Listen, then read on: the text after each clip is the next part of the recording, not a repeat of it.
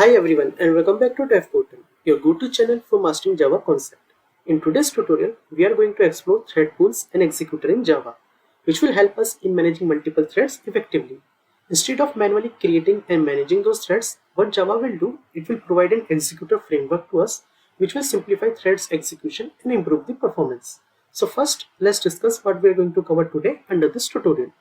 We will start our discussion with the question what is executor service and then why we need that. After that, we will see what are the different types of thread pools available in Java. Along with this, we will see how we can properly shut down the executor to avoid resource leaks. So let's start our today's tutorial. So what is executor service? Executor service is an interface in Java which is present under java.util.concurrent package that will provide a high-level API to us for managing threads effectively.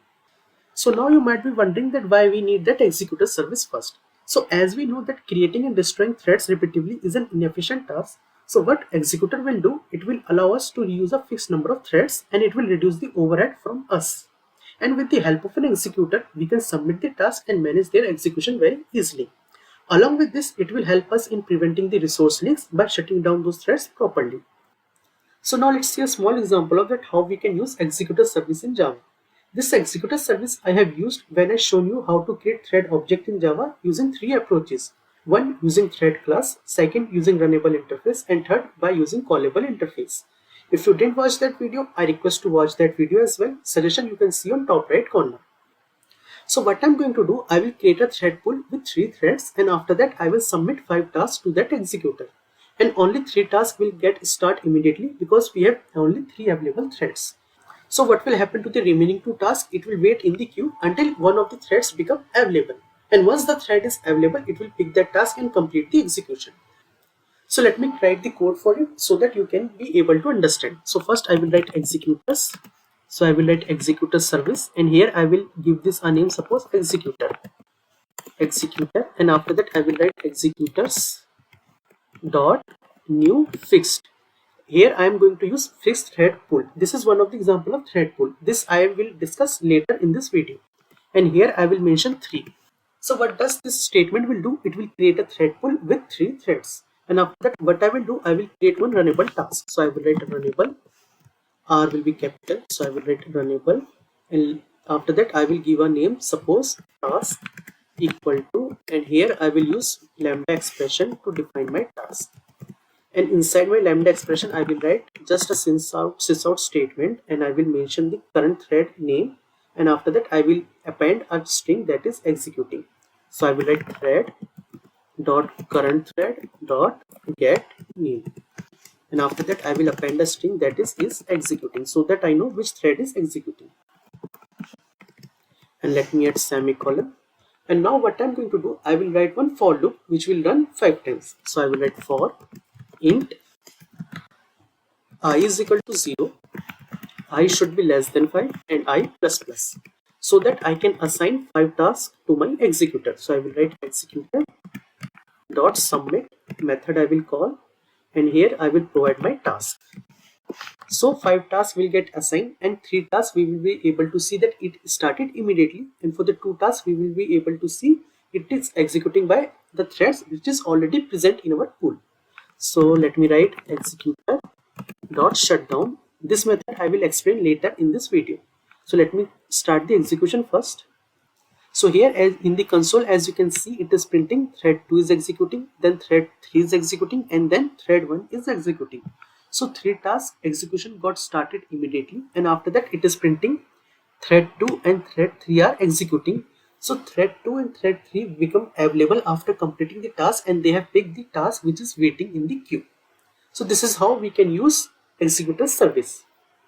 So now let's discuss what are the different types of thread pools available in Java. First one is that fixed thread pool. That example already I have shown you in this case. What it will do, it will create a fixed number of threads and reuse them. And if thread is already busy, in that case what it will do, the new task will wait in the queue and whenever a thread is available, it will assign the task to that thread.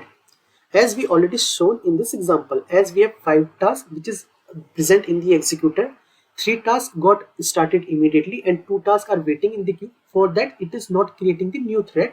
What it will do, it will wait until that current thread complete its execution and whenever that thread become available, it will assign that task. Let me show you by increasing the value. Let suppose it is 5, let me change it to 10 so that we can see more logs.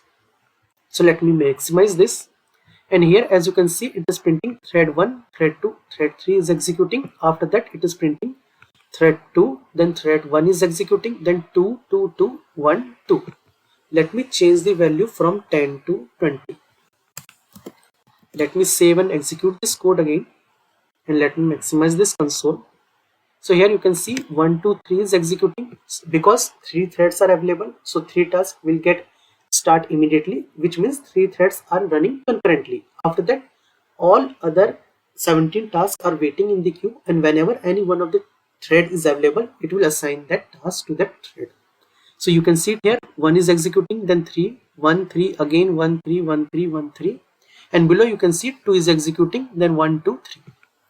So this is how we can use FixedThreadPool. If we talk about the usage, then it is best when we have a fixed number of tasks for processing concurrently. As I know that how many tasks I want to perform concurrently, in that case I can use this type of thread pool.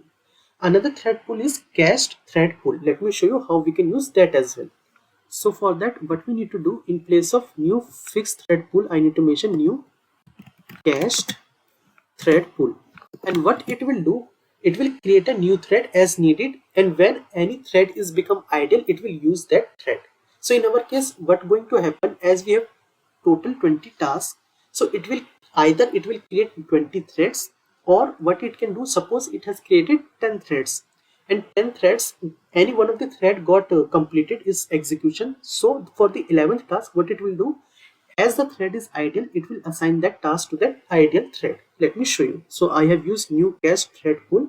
So let me save and run this code, and then we will see the console. So if I maximize the console, so here you can see it is printing thread 2 is executing, then thread 7, 1, 3, 4, then you can see it here 1 is executing. What does it mean? That thread 1 is become ideal. So rather than creating a new thread, what it has done, it has reused this existing thread to assign the task. So here what we need to understand, if all threads are busy, in that case it will create a new thread dynamically, which is not the case with the fixed thread pool. In that fixed thread pool, fixed number of threads are there, so in that case tasks will be wait in the queue. But in this cached thread pool, what will happen, it will create a new thread if it is not available, and if any idle thread is there, it will reuse that thread. So where we can use this type of thread pool, suppose you have a task which you know that it will get executed very quickly. In that case, we can use this type of approach because we know the task is very small, it is not going to live very long. So I can use this approach, my execution will get completed, and if that thread is idle, it will pick another task. Other type of thread pool is that ScheduledThreadPool. What it will do, we can schedule that particular thread. So let me show you with the help of an example first. So in place of ExecutorService, now I will mention ScheduledExecutorService, and here in place of new cache pool, I will mention new ScheduledThreadPool. And suppose initially I have mentioned 2, so 2 threads will be there, and let me remove, or rather than remove, what I will do, new, I will print the thread name, and then I will print when this thread has started the execution. So for that I will write system dot current time in milliseconds, and after that I will assign suppose 5 tasks, or not, for loop is not required here. So what I will do, I will mention here scheduler, not scheduler, I have mentioned executor. So I will mention executor dot, and after that I will mention schedule, and I will mention that this execution should start after 3 seconds. So I will mention task, and then I will mention 3, and here what I will do, I will write time unit in seconds. So it means it will start the execution after 3 seconds. And after that, let me show you another thing, that is executor dot, and I will mention here schedule add fixed rate, and here I will provide my task, and it will get execute after 1 second, after a delay of 1 second, and it will run the task for every 2 seconds. So for that I will mention 2, and then I will mention time unit dot seconds, and let me remove this line or comment this line, and let me start the execution. So let me execute this code and we will be able to see in console.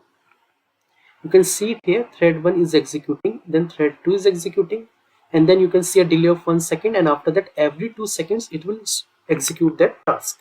Let me close this program or terminate this program. So here you can see thread 1 is executing 547, then 553. So every 2 seconds here you can see it is 20547, then it is 22553, then it is 24554. So what does the scheduler will do? It will repeat this task for every 2 seconds. So every 2 seconds you can see in the console it is printing the task is getting executed, then 262830.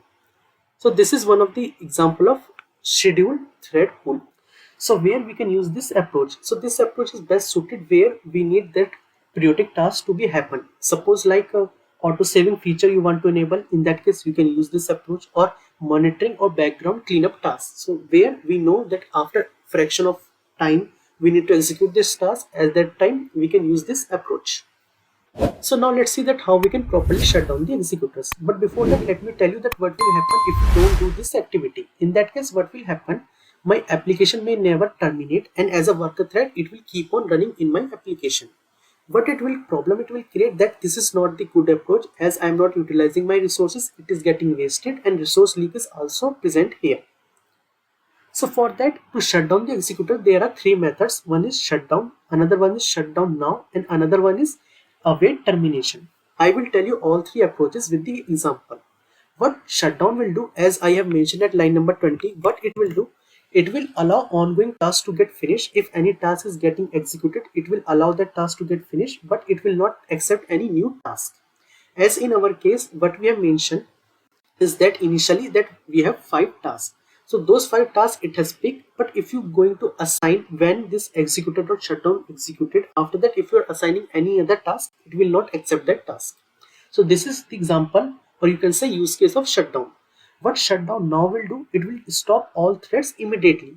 This approach is not recommended, but if it is necessary to use that, you can use this method.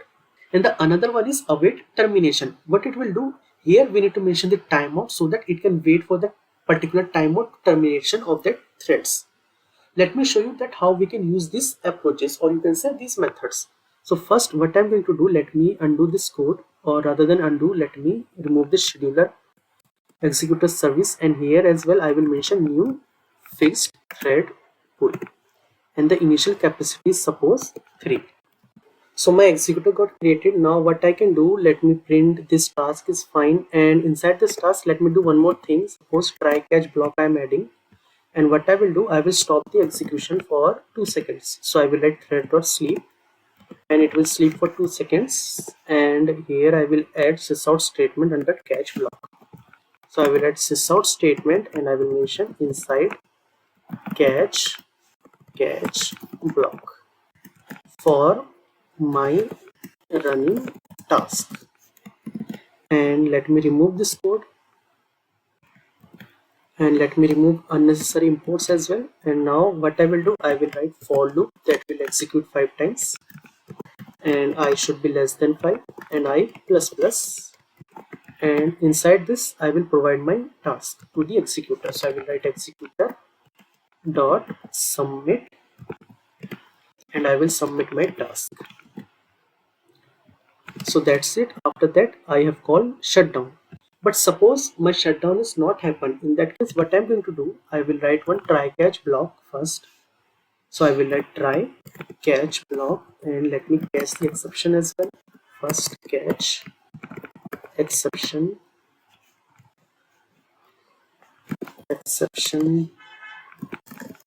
E, and I will mention sysout statement here as well inside catch block. Okay, let me correct the spelling, it is EXCE exception. And now what I will do, inside this try block, first I will check that shutdown has happened or not. So for that I will write executor dot await termination, and here I will mention suppose 5 seconds, and I will mention time unit is in seconds, And if it is not happen, in that case what I will do, I will shut down forcefully. So for that I will call executor dot shutdown now. Let me save this code, and then we will see in console that it will shut down the executor and our running threads are get terminated, or you can say it will go inside the catch block. So let me execute this code, and let me make this console a little bit big. And here, okay, it is printing executing. Let me do one more thing. Let me increase the time of 2 seconds to suppose 4 seconds. And it is printing current timestamp. Let me remove this. Let me execute this code again. And okay, let me do one more thing. Here I have shut down, so let me add sysout statement here as well. Forcefully shut down the executor. Let me save and execute this code again so that we know when this shutdown has happened forcefully. So you can see it is printing thread 2 is executing, thread 3 is executing, then thread 1 is executing, 2 and 3 again it has picked, and then you can see it here forcefully shut down the executor, and the 2 threads which are running, it went to the catch block. And one more thing, let me do it here, that it come inside the try block. Let me add sysout statement again here as well inside try block. Let me execute this code again. So you can see it here inside try block, it will wait for 5 seconds, and after that you can see forcefully shut down the executor, and the 2 threads, or you can say 2 tasks which were running, for that it went into the catch block. So here what we have done, that first we have used shutdown method that is written at line number 24, as you can see it here, executor.shutdown. What it will do, it will won't allow any new task to get submitted, but any task which is executing, it will allow it to be finished. Let me show you the documentation as well. Here you can see initiate on orderly shutdown in which previously submitted tasks are executed but no new task will get accepted, which I told you. And what awaited termination will do, it will wait for existing task to get completed for that particular amount of time which we have mentioned, that is 5 seconds. If I go to the documentation here as well, you can see it here, block until all tasks have completed execution after the shutdown request. So what does it means, that if thread does not finish within the 5 seconds, in that case we are calling shutdown now, which will forcefully stop those threads. As you can see it in the console, it is printing inside the catch block, and we have added the log as well, forcefully shut down the executor. If we talk about the best practice, then what we should do, we will always call shutdown method and use await termination to allow tasks to finish gracefully. To summarize, executor service manages threads effectively and reducing the overhead. Java provides 3 types of thread pools which we have discussed today. One is fixed thread pool, which will limit the threads and ideal for the fixed workload. Other one is cached thread pool, which will create the threads dynamically whenever it is needed, and if any idle thread is there, it will reuse that thread. And then we have scheduled thread pool, which will help us to schedule the task. Always shut down the executor properly so that it can free the resource and prevent memory leaks. So that's it for today's video on DevPortal. If you found this video helpful, don't forget to like this video, subscribe to DevPortal, and share these videos with your fellow developers. Detailed notes link I will give you in the description box as well as in the comment section, so you can check it out. Until then, happy coding. I will see you in my next video.